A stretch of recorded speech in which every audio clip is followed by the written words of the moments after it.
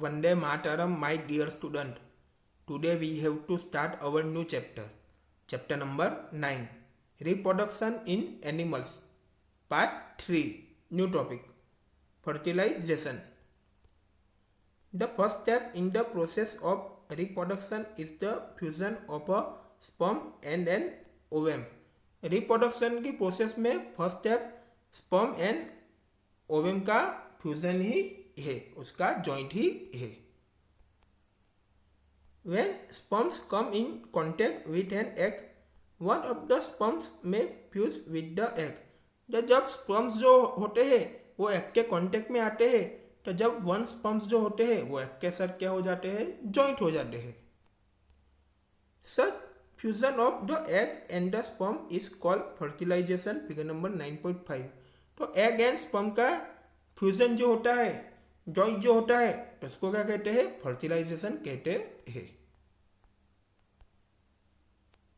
All the student look at the figure number 9.5 fertilisation. इसको क्या कहते हैं, ओवम कहते हैं. उसके बाद ये क्या है, इसको क्या कहते हैं, स्पर्म्स कहते हैं.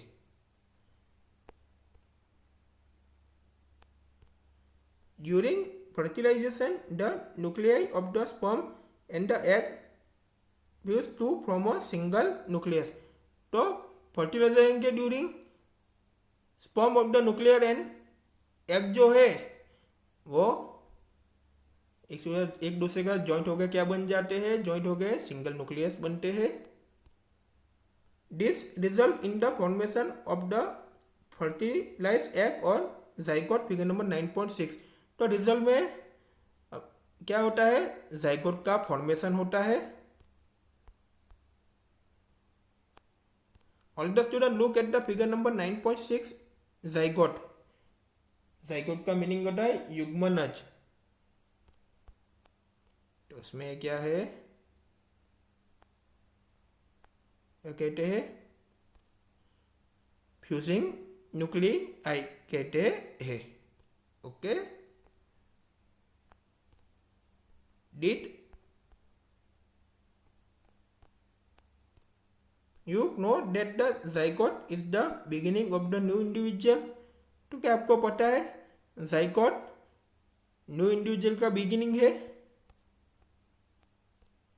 The process of fertilization is the meeting of an egg cell from the mother and the sperm cell from the father. तो फर्टिलाइजेशन के प्रोसेस में मदर के एग सेल एंड फादर के स्पर्म सेल का meeting होना चाहिए.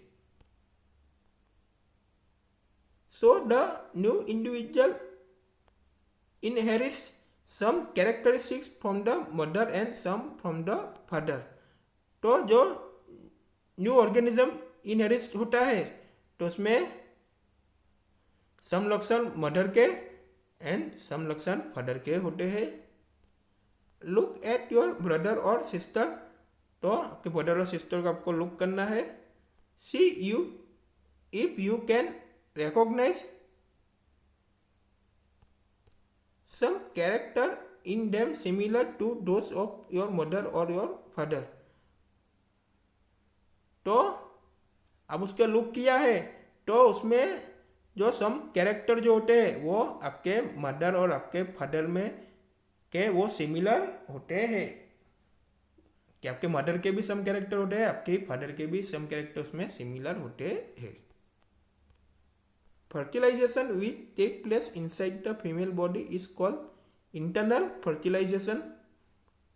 तो female body में इनसाइड में जो फर्टिलाइजेशन होता है तो उसको क्या कहते हैं, इंटरनल फर्टिलाइजेशन कहते हैं. Internal fertilisation occurs in many animals including humans, cows, dogs and hens. तो ह्यूमंस में, काउस में, डॉग्स में एंड हेंस में इंटरनल फर्टिलाइजेशन ही होता है, यानी बॉडी के अंदर ही फर्टिलाइजेशन होता है.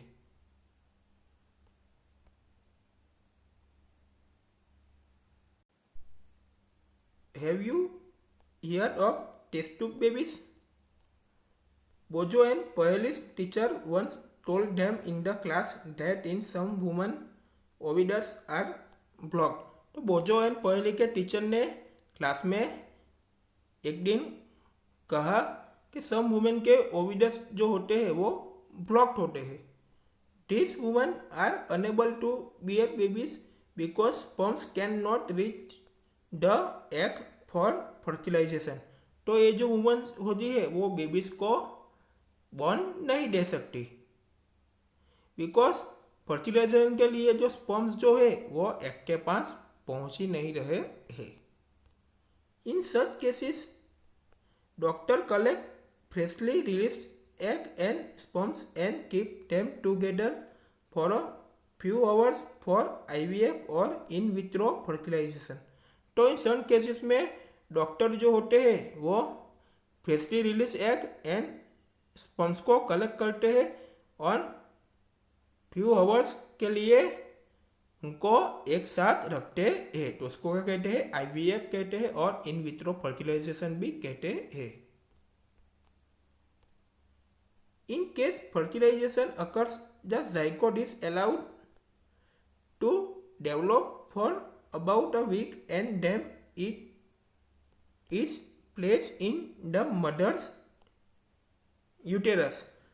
तो इन केस फर्टिलाइजर में जाइकोट जो है वो वीक के लिए उसको क्या करते हैं? डेवलप करते हैं. तो उसके बाद मदर्स के यूटेरस यानी उसके गर्भाशय में उसको गर्भाशय के अंदर उसको प्लेस करते हैं. Complete development take place in the uterus and the baby is born like any other baby. तो यूटेरस में उसका कंप्लीट डेवलपमेंट होता है. तो क्या होता है? बेबी का बॉर्न होता है लाइक एनी अदर बेबी. तो अदर बेबी की तरह ही बेबी का बॉर्न होता है. Baby is born through this technique are called test tube babies. तो दिस टेक्निक्स के थ्रू बेबीज का बॉर्न जो होता है उसको क्या कहते हैं? टेस्ट ट्यूब बेबीज कहते हैं.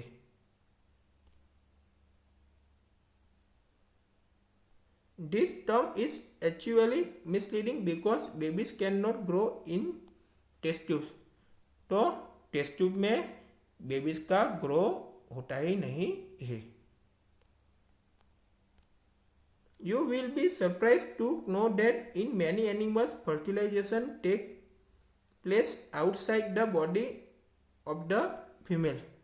तो आपको ये जान के सरप्राइज होगा कि मैनी एनिमल्स जो होते हैं वो फर्टिलाइजेशन फीमेल के बॉडी के आउटसाइड ही होता है, फीमेल के बॉडी के बाहर ही होता है. In this animals fertilisation take place in water. तो ये जो एनिमल्स होते हैं वो वाटर में ही फर्टिलाइजेशन करते हैं. Let us find out how this happens. Activity 9.1 visit some ponds or slow flowing streams during spring or rainy season.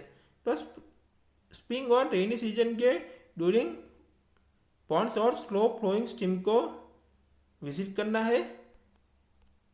Look out for clusters of frogs eggs floating in water. तो water में frogs के egg floating कर रहे हैं तो उसका आपको look out करना है. Write down the colours and size of the eggs. तो एग्स के कलर एंड साइज आपको राइट डाउन करना है. ड्यूरिंग स्प्रिंग और rainy season frogs and toads move to ponds and slow flowing streams. तो rainy season और spring के during frogs and जो टोड्स है वो ponds and slow flowing stream के बाजू मूव करते हैं. When the male and female come together in water. तो वाटर में मेल एंड फीमेल एक साथ आते हैं. The female lays hundreds of eggs. तो फीमेल जो होती है वो 100 एग्स देती है। Unlike hen's egg, frog's egg is not covered by a shell and it is comparatively very delicate। तो हेंस के एग जो है वो फ्रॉग्स के एग जो है तो सेल से वो कवर नहीं होते। तो हेंस के एग की तरह जो फ्रॉग्स के एग जो होते हैं सेल से कवर नहीं होते, इसलिए वो क्या है, it is a comparatively very वो डेलिकेट है। Layer of jelly holds the eggs together and provides protection to the eggs, figure number 9.7। तो जेली का जो लेयर है वो एग्स को एक साइड होल्ड करके रखते हैं, तो उससे क्या होता है, क्या प्रोवाइड होता है, एग्स का प्रोटेक्शन होता है। All the student look at the figure number 9.7 eggs of frog. तो इस फिगर में फ्रॉग के आप एग्स देख सकते हैं। As the eggs are laid, the male deposits sperms over them। तो एग्स को लेट करते हैं तब मेल जो होते हैं वो स्पर्म को उसके ऊपर डिपोजिट करते हैं। Each sperm swims randomly in water with the help of its long tail। तो इस स्पर्म जो है वो लॉन्ग टेल की हेल्प से वाटर में रैंडमली स्विम करते हैं। The sperms come in contact with the eggs, this result in fertilisation. तो स्पर्म जो है वो एग्स के कॉन्टेक्ट में आता है, तो रिजल्ट में क्या होता है, रिजल्ट में फर्टिलाइजेशन होता है। This type of fertilisation in which the fusion of a male and female gamete take place outside the body of the female is called the external fertilization। तो जिस टाइप के फर्टिलाइजेशन में male and female के gametic fusion जो होते हैं, जो joint होते हैं, वो फीमेल के बॉडी के आउटसाइड होते हैं, तो उसको क्या कहते हैं, एक्सटर्नल फर्टिलाइजेशन कहते हैं। It is very common in aquatic animals such as fish, starfish, etc। तो aquatic animals में ये कॉमन है, तो फिश स्टारफिश में तो वो कॉमन ही है एक्सटर्नल फर्टिलाइजेशन।